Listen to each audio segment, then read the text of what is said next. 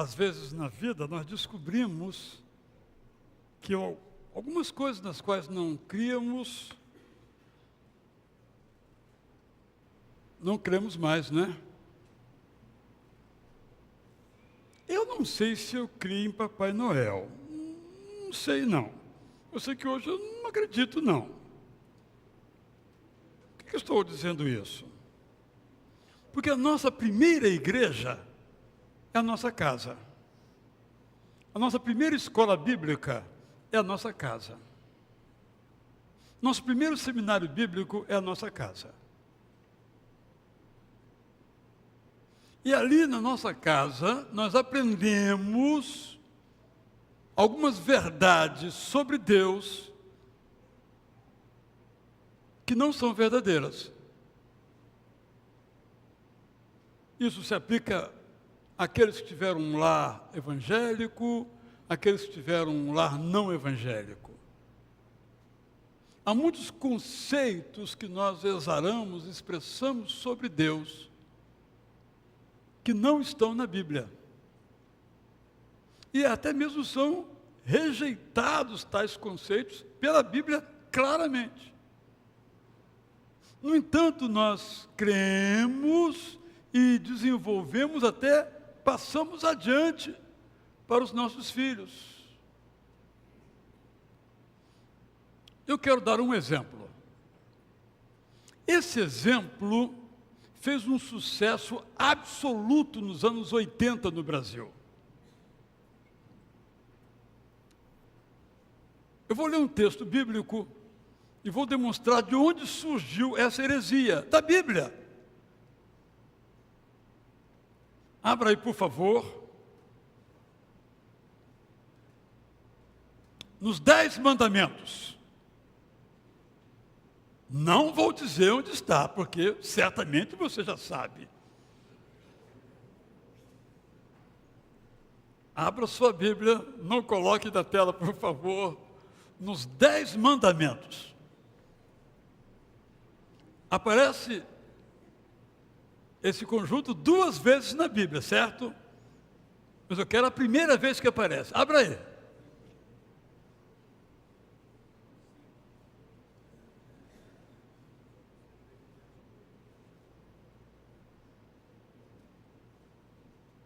O texto nos diz o seguinte, penso que alguns até o sabemos de cor.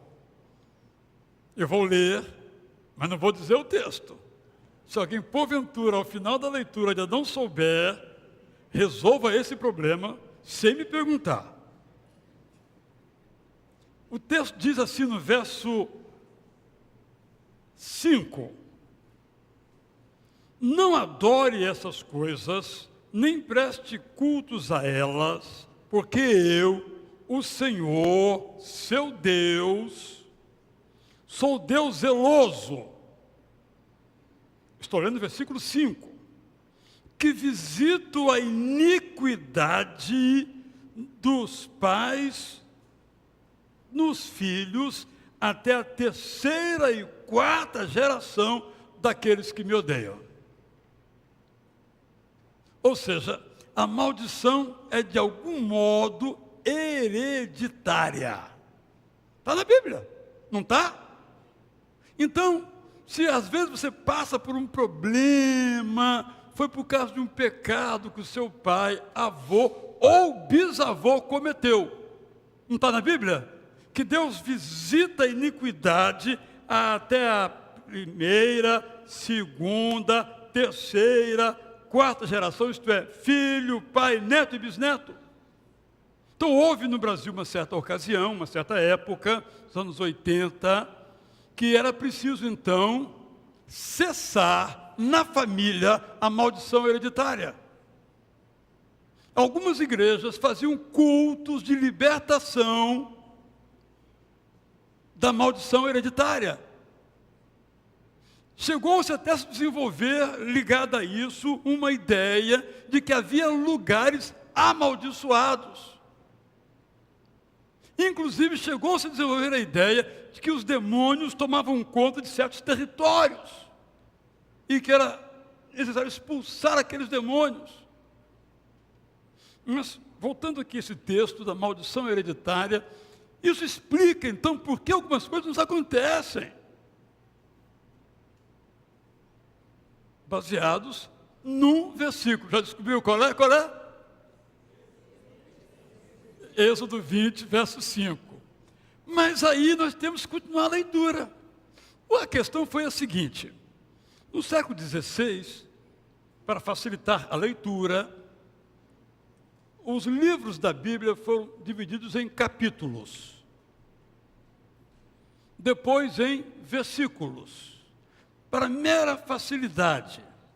Hoje, as Bíblias mais recentes não fazem mais isso, pela razão que vou mostrar bem claramente agora. Vamos continuar a ler o texto. Eu li o verso 5 e parei aí, maldição hereditária, correto? Aí o verso 6 diz o seguinte: mas é um adversativo, é uma contrariedade, não é um e, não, é contra isso. Faço misericórdia até 1000 gerações daqueles que me amam e guardam os meus mandamentos. Sim, mas se eu fiquei no versículo 5, estou arrasado. Mas eu tenho que ir ao versículo 6. E é muito interessante, meus irmãos e minhas irmãs, que se pegarmos uma geração e colocarmos como 40 anos, porque algumas são contíguas, contemporâneas umas às outras, são 40 anos, nós temos aqui 4 vezes 4, 160 anos. Então Deus visita, nesse verso, traz as consequências de nossa maldade até daqui a 160 anos. Verso 5. E o 6 diz, mas ele age com graça ou compaixão ou misericórdia até 1000 gerações. Isso dá quanto? Quantos mil? 40 mil. É mais que a história da humanidade. Observaram o contraponto? É exatamente para dizer o seguinte, que a iniquidade é visitada, mas é algo totalmente desprezível do ponto de vista quantitativo. Porque a bondade é de 40 mil anos, é a história toda, é o mundo todo. Mas as pessoas pegam um versículo e desenvolvem uma teologia com base num versículo. Vou dar um outro exemplo. Pastor Seni, você tem anjo da guarda? Ele tem muitos aqui. Mas por quê? Há um versículo em Mateus, que não lembro agora o local, um versículo que fala assim, os seus anjos lá no céu, o seu anjo lá no céu. Com base nesse único versículo, esquecendo todos os outros, que falam dos muitos anjos, se desenvolveu a ideia, a doutrina, por exemplo, do anjo da guarda, que é disseminado no Brasil. Eu recebo todo dia um e-mail de uma pessoa me vendendo um anjo da guarda. Não comprei, fiquem tranquilos. O que estou dizendo com isso? Nós aprendemos essas coisas. E essas coisas acabam se tornando a nossa teologia. Mas a nossa teologia tem que vir da palavra de Deus. Vou dar uma outra situação, um outro exemplo. É muito comum a gente ouvir, mesmo em nosso arraial, a seguinte expressão: o meu Deus não é o Deus do Antigo Testamento. O meu Deus é o Deus do Novo Testamento. Que bacana, né? Totalmente falso. Porque a Bíblia diz que Deus não muda.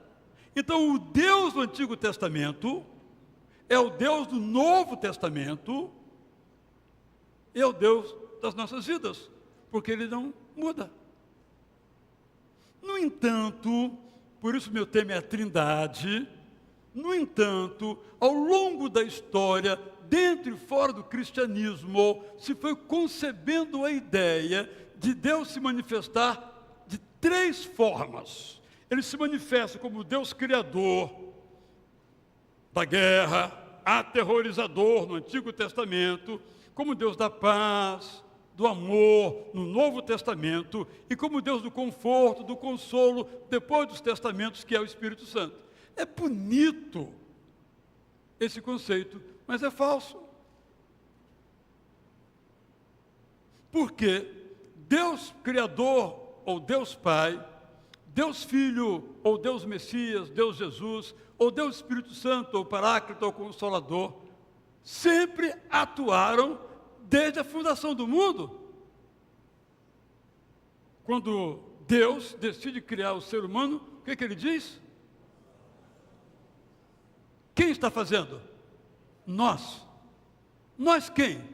Bem, isso aqui é uma forma de linguagem e quer dizer que Deus está usando um eu aqui, um nós aqui majestático, mas não são mais de uma pessoa. Mas quando lemos o resto da Bíblia, nós vemos que Jesus participou da criação do mundo.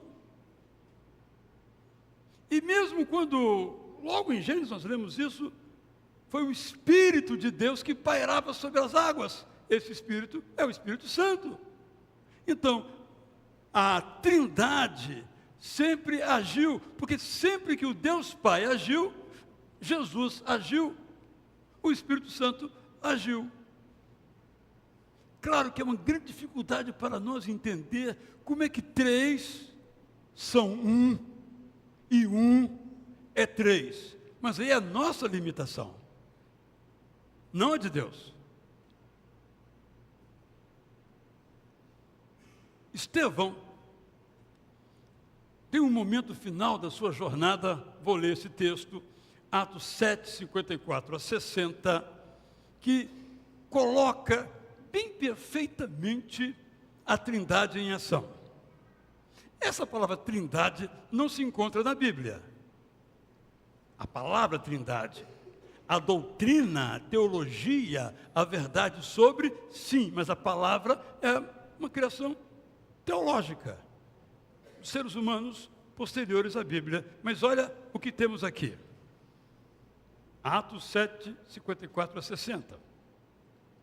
Ouvindo as palavras de Estevão, os conselheiros, no caso do Sinédrio, ficaram enraivecidos, berrando contra ele. Estevão, importante, guiado pelo Espírito Santo. É maravilhoso isso. Estou aqui sofrendo, estão me ferindo, estão me machucando, estão dizendo horrores a meu respeito, mas eu sou guiado pelo Espírito Santo. E guiado pelo Espírito Santo, olhou para o alto e viu o Pai eterno e Jesus, um ao lado do outro. Então disse: estou vendo o céu aberto para mim. Jesus está em pé ao lado do Pai eterno, esperando por mim.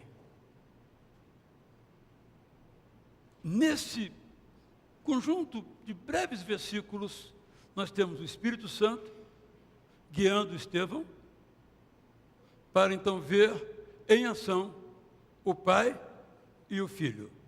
Três pessoas distintas. Sim, é um mistério, mas nós temos que buscar compreender então o mistério. Mas ainda, nós temos que tomar muito cuidado quando falamos qualquer coisa em nome de Deus. Porque Deus é absoluto, Deus é perfeito, e a nossa linguagem é humana.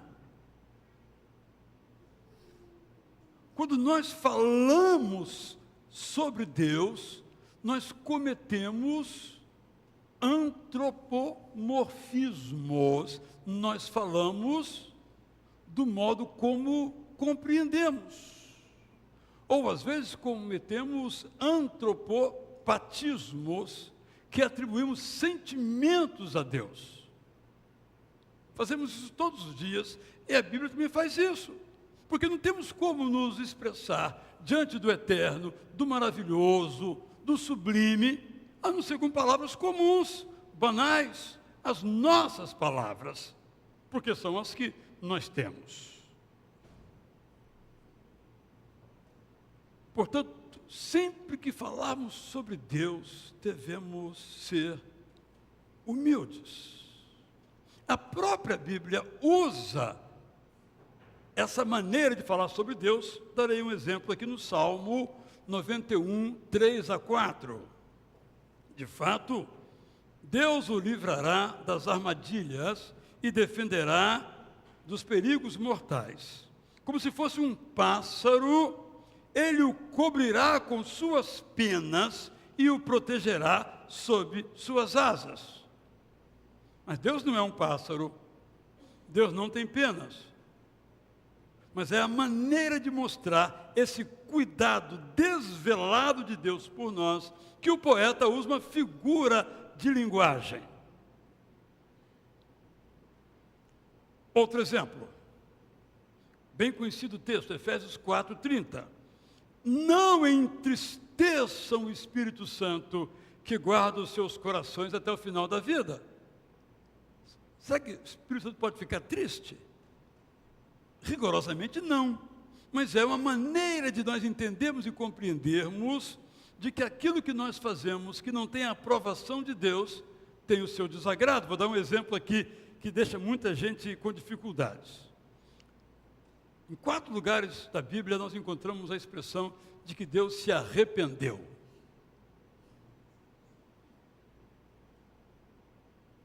E aí isso gera uma grande dificuldade. Como é que Deus se arrepende? Como é que um perfeito se arrepende? Porque arrependimento dá a ideia de erro. Deus errou. Mas Deus não erra, não mente, não muda, como nós acabamos de ler. Mas, de novo, o autor está atribuindo a Deus um sentimento.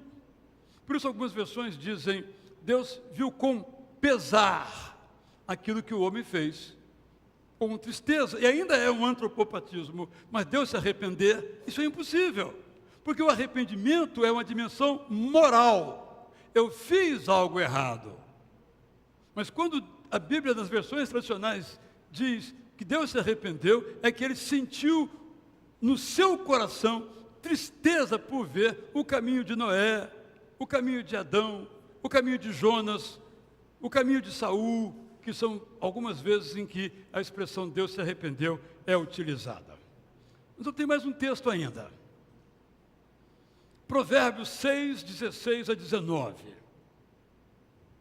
Na versão tradicional, o verso 16 de Provérbios 6 diz assim: 6 coisas o Senhor Deus odeia, e uma 7ª sua alma detesta. É um antropopatismo, porque Deus não odeia. É impossível Deus odiar, porque a Bíblia, quando abrimos como um todo, nos diz que Deus é amor. E quem é amor não pode odiar. É interessante que, em momentos diferentes, as traduções escolheram as palavras, entre outras palavras, para traduzir.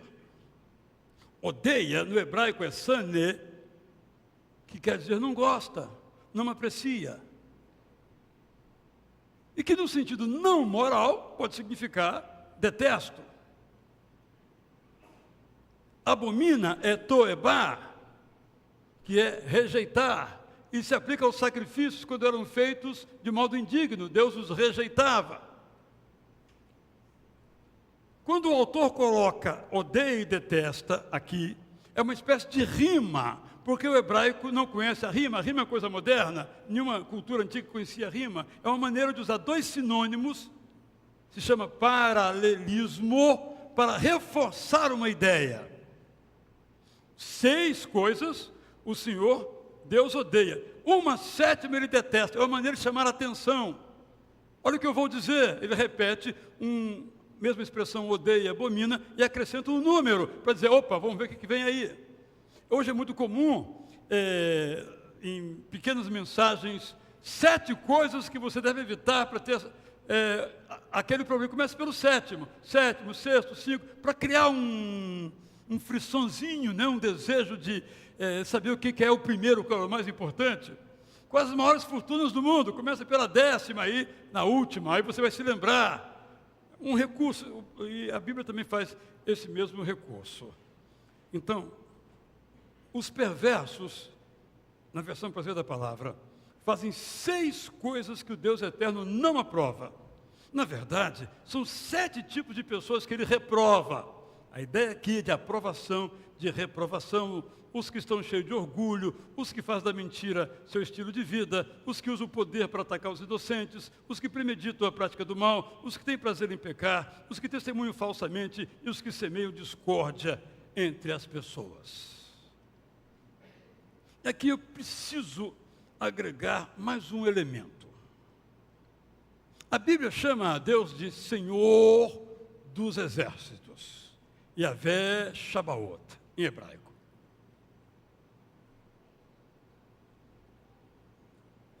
E às vezes o salmista diz que Deus é guerreiro, é o Senhor da guerra, dono da guerra.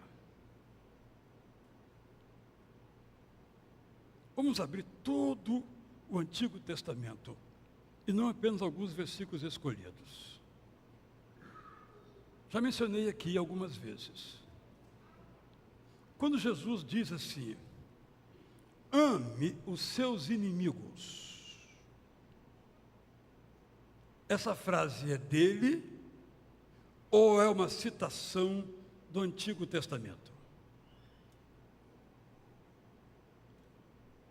Quando ele diz, ame ao Senhor teu Deus e ao próximo como a ti mesmo, Jesus criou essa frase, ou está entre aspas, porque vem do livro de Levítico.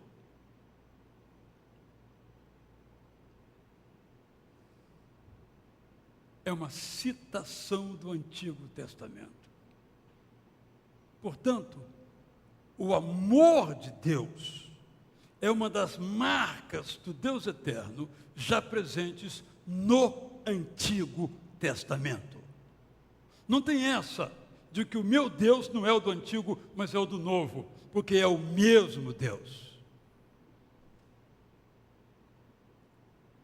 O que eu estou buscando dizer é que às vezes nós vamos desenvolvendo por isso ou por aquilo alguns conceitos sobre Deus e os justificamos de um modo ou de outro, mas eles não têm base quando abrimos a Bíblia toda. Quando pegamos um versículo, nós podemos dizer o que nós quisermos.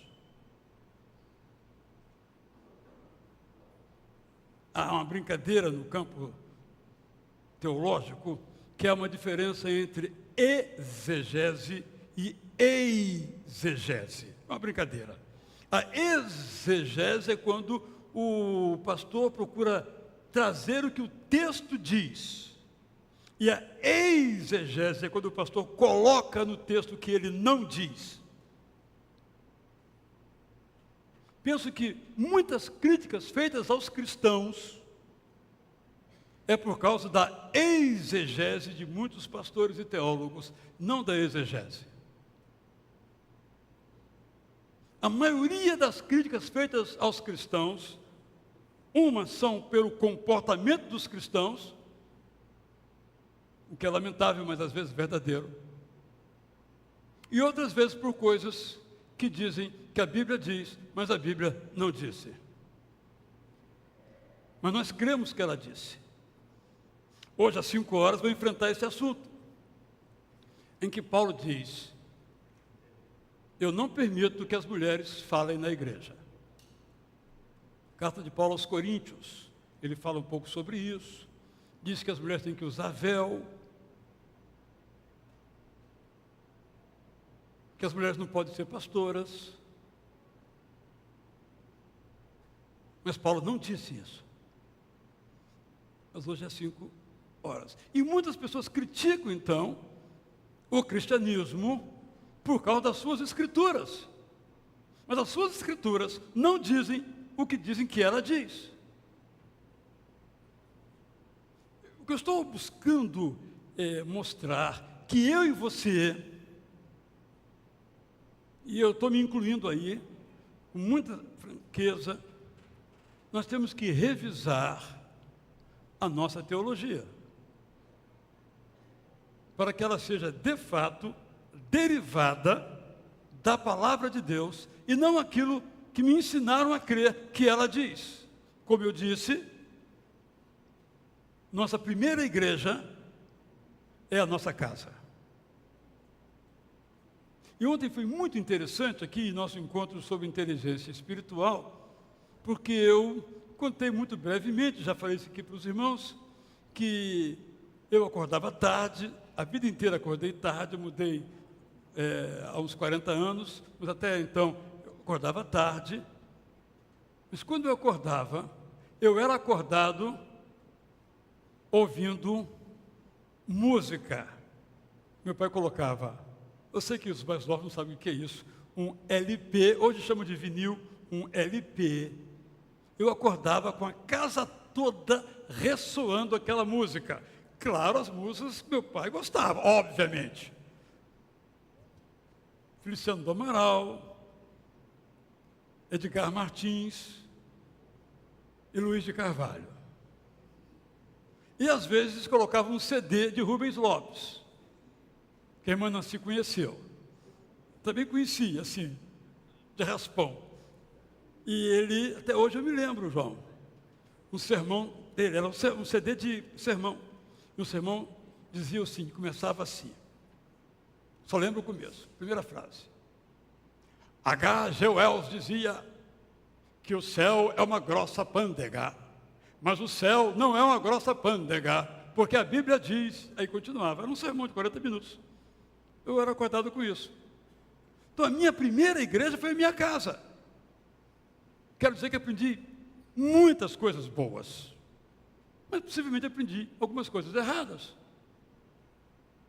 Um crente não vai a cinema, porque vai que Jesus Cristo volte exatamente você vendo o filme no cinema. Eu aprendi isso.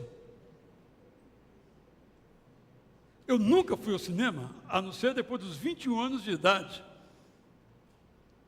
Perdi nada, deixa para lá. Mas então o que eu quero dizer é que eu aprendi coisas muito boas, foi minha primeira igreja, coisas erradas, e o meu convite para a gente poder dialogar com a nossa família, dialogar com o mundo em que nós estamos, é que nós façamos uma revisão dos nossos conceitos sobre Deus, para não aceitarmos aquilo que dizem que a Bíblia diz, mas ela não diz. Eu gosto sempre de citar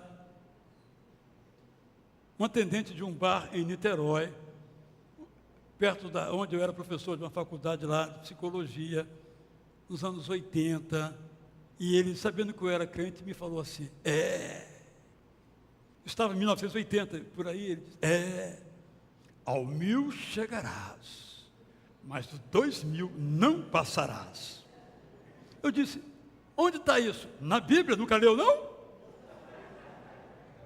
Olha, eu gastei uns 20 minutos tentando convencer o cidadão que não está na Bíblia, mas tenho certeza que eu não consegui convencê-lo, porque ele tinha absoluta certeza, embora nunca tenha lido, que estava na Bíblia. Então há muitas coisas que nos dizem que estão na Bíblia, mas que não estão na Bíblia, e nós cremos que estão na Bíblia. Por isso, quando nós falarmos sobre Deus, eu quero terminar com esses 2 pontos aqui, nós devemos ser honestos de um lado e ousados de outro. Vou ler 2 textos aqui. Primeiramente, eu leio Êxodo 32, 30 a 35. Moisés era um homem extraordinário. Moisés é um homem que passou por muitas mudanças na vida. Moisés sou eu, Moisés somos nós. Criado como filhinho de papai, depois lá no meio do mato, vai criar boi, vaca, cordeiro, e depois volta para guiar um povo, e nesses 40 anos ele aprende muitas coisas com Deus eterno, ao ponto de ele ser bravo, matar um cara numa discussão na rua, e depois o texto diz que ele era o homem mais humilde, mais manso, mais pacífico da face da terra. Ou a Bíblia se contradisse, ou Moisés mudou. Isso me enche de alegria. Eu posso mudar. Eu não nasci assim, tenho que morrer assim. Moisés mudou. Era bravo, impaciente, intolerante, saía na pancada. E agora Deus diz que ele é o cara mais tranquilo, mais de boa da vida. Só o Espírito Santo para fazer isso conosco, não é verdade? Mas olha Moisés aqui no capítulo 32. No dia seguinte, Moisés se dirigiu ao povo. Vocês cometeram um pecado muito grave. Assim mesmo eu voltarei ao Monte Sinai e vou interceder por vocês para que o Deus eterno os perdoe. Aí Moisés foi lá no Monte Sinai e orou. Meu povo cometeu um grande pecado ao esculpir deuses de ouro, mas eu te peço, perdoa-lhe. Até aí, tudo bem. Se não perdoares, apague o meu livro, o meu nome do livro com a lista daqueles a quem amas. Honestidade. Oração de Moisés, uma oração honesta. Trago outro exemplo, Abacuque, inspirado pelo Deus eterno. Assim escreveu Abacuque: até quando, ó Deus eterno, não atenderás aos meus pedidos de ajuda? Até quando denunciarei a violência e nada farás? Porque a maldade impera? Porque a opressão toleras? Acharam forte? Então escutem essa de Jeremias. Jeremias 20, verso 7. Ó Deus eterno, tu me enganaste. Eu fui enganado. És mais forte do que eu e venceste. Agora todos debocham de mim, todos zombam de mim, porque confiei em ti. Oração de um homem honesto. Porque se a nossa oração, meu irmão, não for como a de Abacuque, não for como a de Jeremias, não for como a de Moisés, é falsa. Cheio de exaltação, cheio de elogios a Deus, mas lá no fundo nós estamos aborrecidos porque Ele não atendeu a nossa oração. Ele quer que nós cheguemos a Ele e digamos: não gostei, meu Deus, eu sei que Tu és Deus, mas eu não gostei disso. Como é que o Senhor faz isso comigo? É assim que a Bíblia nos ensina a orar. Ao longo do Antigo e Novo Testamento, quando Paulo estava naquela situação, ele disse: arranca de mim esse espinho que eu não aguento mais. Aí Deus disse: você é insolente, né? Não. Ô Paulo, a minha graça te basta. Por que estou dizendo isso? Estou dizendo isso porque às vezes nós achamos que se nós formos honestos com Deus, Ele vai ficar aborrecido, triste, chateado conosco, mas o que a Bíblia nos diz está em Hebreus 10, 19. Que maravilha de texto. Hebreus 10, 19 a 23. Por causa do que Jesus fez, podemos confiantemente entrar no lugar santíssimo. O autor dos Hebreus está usando aqui as categorias do Antigo Testamento, em que havia o templo, a parte pública, como aqui imaginemos, onde as pessoas ficavam, cantavam, conversavam, faziam negócios, se abraçavam. Depois uma parte onde estava o altar, em que as pessoas vinham e colocavam as suas ofertas, seja o carneiro, uma rolinha, um cereal. Aí depois tinha uma cortina fechando aqui, alto a baixo, totalmente fechada, e aqui ficava o Santíssimo, em que o sacerdote, que ficava aqui todo sábado, no altar, só entrava abrindo a cortina uma vez por ano, chamado de Santo dos Santos, ou lugar santíssimo. É isso que o autor dos Hebreus, que escreve para os Hebreus, está nos falando. Com o sangue que derramou na cruz, Jesus abriu um caminho novo e vivo para o céu. É por isso que nós cantamos que foi Jesus que abriu o caminho para o céu, não há outro meio de ir. A vida de Jesus é a garantia da nossa esperança. De fato, temos um grande sacerdote diante do Deus eterno. Por isso, aproximemo-nos de Cristo com sinceridade de coração, com segurança em nossa fé, com uma vida santa, certos de que já fomos purificados pelo sangue de Jesus. Mantenhamos firme a confissão da nossa esperança, sem duvidar, porque o nosso Deus, que nos fez a promessa, é fiel e cumpre o que promete. Nós devemos orar com honestidade, rasgando o nosso coração, com intrepidez, até risco o meu livro, se assim é o Evangelho, eu não quero o Evangelho. A minha graça te basta. Mas tudo aquilo que nós tínhamos que fazer, Jesus já fez por nós. É por isso que aqui agora não tem mais aquela cortina. Agora está aberta. Se aqui é o lugar santíssimo, de onde vem a presença de Deus, de onde vem a bênção de Deus, está completamente aberta para nós. Por isso, irmão e irmã, que o Evangelho é alegria, é paz, é amor. É por isso que o próprio Deus é chamado de amor. Por isso nós temos que sempre ler a Bíblia toda, para não justificar uma atitude nossa, seja qual for, com base num único versículo. Mas abrir a Bíblia toda e deixar que ela pastoreie as nossas almas. Meu propósito aqui, eu vou continuar, nem cheguei ainda ao tema da Trindade.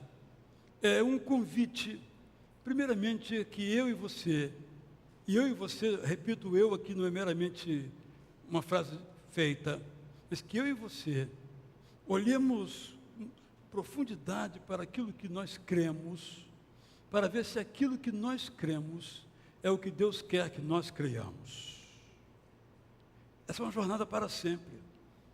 Sempre vamos ter que limpar a nossa vida, os nossos olhos, limpa a brisa do nosso carro, tem que estar sempre aberto para que nós possamos ver a luz de Deus. E meu objetivo é ter diante de Deus esse sentimento da onipotência dEle, da onipresença dEle, e esse sentimento de graça para conosco. A graça dele tão maravilhosa é, que não só nos alcança, mas alcança nossa história, enquanto nós aqui vivermos. E isso inclui os nossos descendentes, que sequer vamos ver. O Deus da Bíblia, no Antigo, no Novo Testamentos, é o Deus da graça absoluta. Embora alguns de nós talvez tenhamos sido criados numa perspectiva legalista, moralista de Deus, perfeccionista do Deus eterno, Ele nos chama à liberdade, à alegria de crer. Aquela imagem que eu empreguei, o salmista, melhor dizendo, o Salmo 90 empregou, que Ele nos transporta com as suas asas. Uma das mais lindas figuras de linguagem que há no Antigo Testamento é o Salmo que conta que, quando Deus livrou o povo de Israel do Egito, Ele os transportou com asas de águia. É uma metáfora, uma figura de linguagem. Mas todos sabemos que quão alto voam as águias. E todos sabemos como são fortes, como são inalcançáveis. Essa é a proteção do Deus eterno. Se assemelha, não é, mas se assemelha a uma águia, com as suas asas, com suas penas. Eu e você temos que fazer, portanto, uma revisão para reafirmar aquilo que nós cremos. E quem sabe, pedir perdão a Deus por atribuir a Ele pensamentos, sentimentos que Ele não tem. Porque, como diz Jeremias, os planos que eu tenho para você são planos de paz.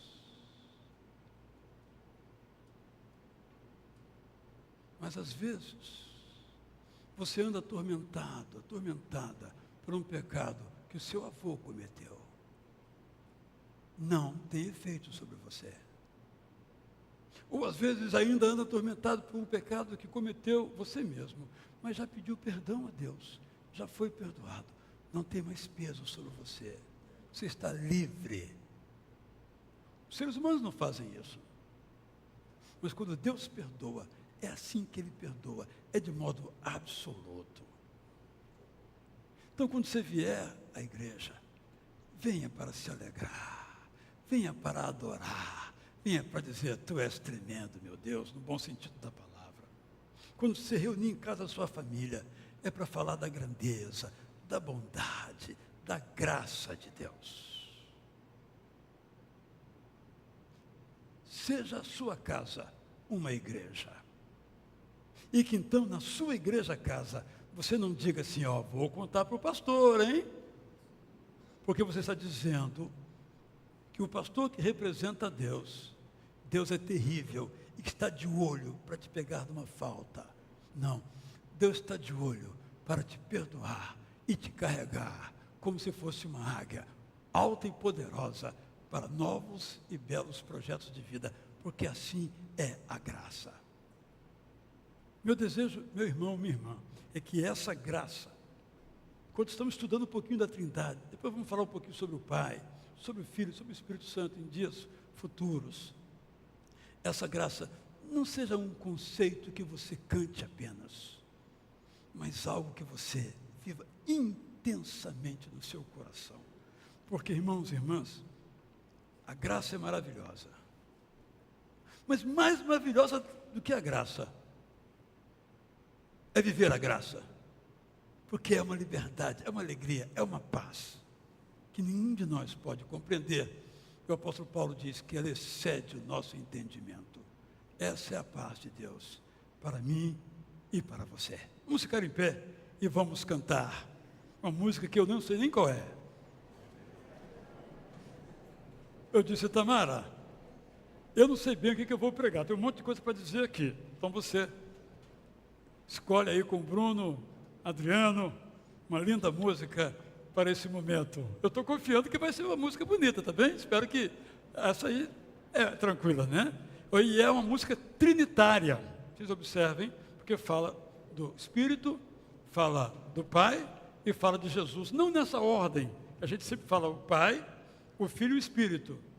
Ela começa de um outro modo, começa com o Salvador. E se você ainda não criou uma oportunidade para que essa verdade se torne a sua própria verdade, seja aquilo que você crê, está aí o convite para você. Salvador maravilhoso.